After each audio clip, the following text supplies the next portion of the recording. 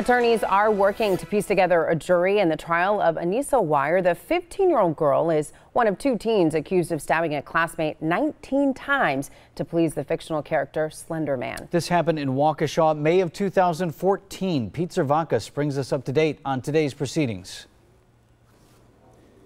More than 100 potential jurors are filing into a courtroom here in Waukesha County. The judge and attorneys then question them about whether they can remain impartial. Eventually, attorneys will select 16 jurors, the standard 12 plus 4 alternates, to hear a case that could go 2 weeks. The possible jurors remain unnamed, ID'd only by numbers. So in a more typical jury, we use names and refer to your surnames. But in this type of case, I concluded that it was best to go with what's called an anonymous jury, and that's why we're referring to you with numbers today. 15-year-old Anissa Weier last month pleaded guilty to attempted second-degree intentional homicide, so the jury won't have to decide if she participated in the stabbing. They'll have to reach a verdict on whether she's mentally ill and therefore not legally responsible for the crime. The burden of proof rests with Weier and her defense attorney to prove she didn't understand she was breaking the law. Weier's plea deal calls for 10 years in prison, although the judge could sentence her to longer. If the jury finds her mentally ill, she's looking at a minimum 3 years in a mental hospital. In Waukesha, Pete Zervakis, today's TMJ4. The other suspect in the stabbing, Morgan Geyser, is expected to go on trial next month. The juries for both trials will be sequestered. Well, still ahead, we'll take a look at the markets this afternoon. And back to school stress. We have an expert in the studio this afternoon with the strategies parents can implement if their kids are under stress at school.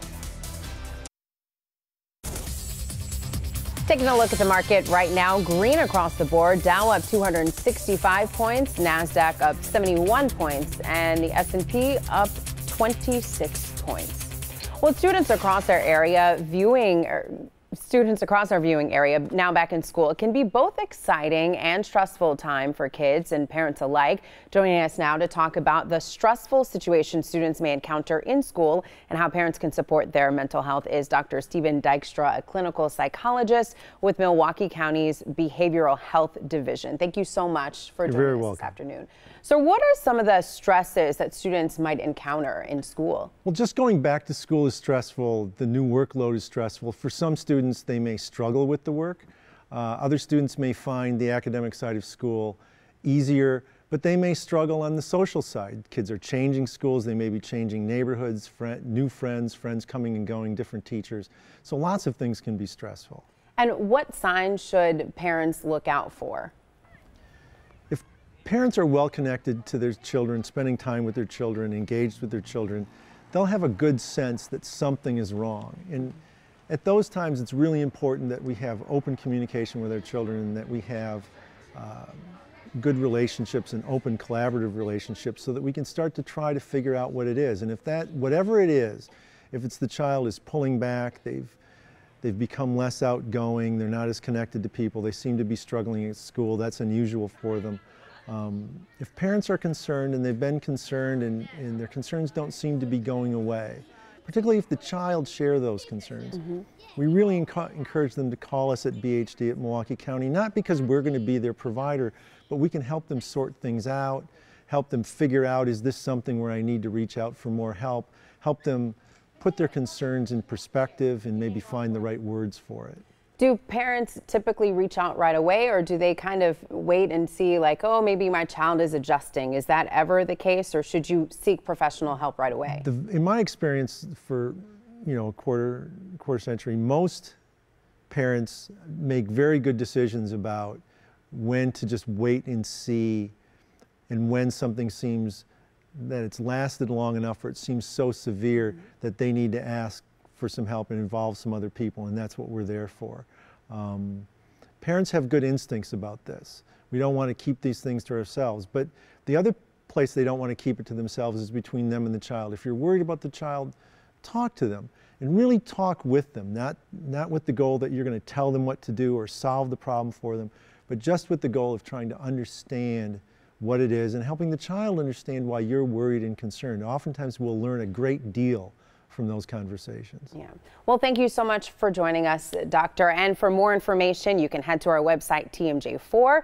There we have a link to Milwaukee County's Behavioral Health Division on our website. We'll be right back.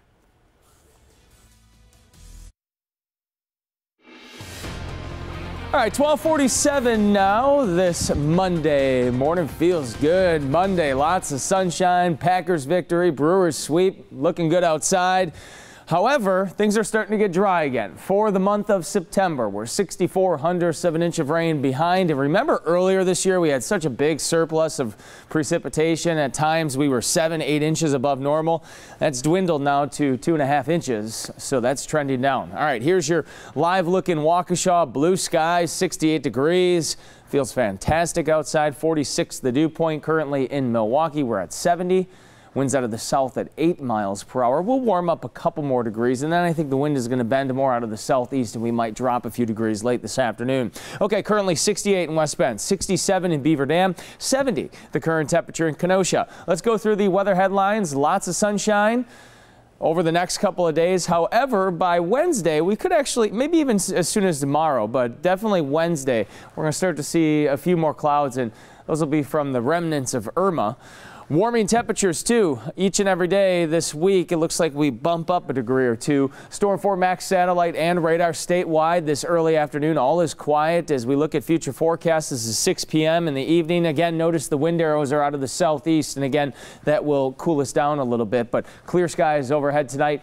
Calm winds as well. We're looking good tonight. Tuesday, also, you can see mostly sunny skies, and by Tuesday evening, again, mainly clear skies. And then on Wednesday, notice this band of clouds. That's a weak frontal boundary to the northwest, but then down to the southeast, also some clouds as well. All right, your forecast for today, 73, sunny and pleasant. For tonight, a low temperature of 54 degrees. Inland, down to 48 degrees, patchy fog. And here's your 7-day forecast.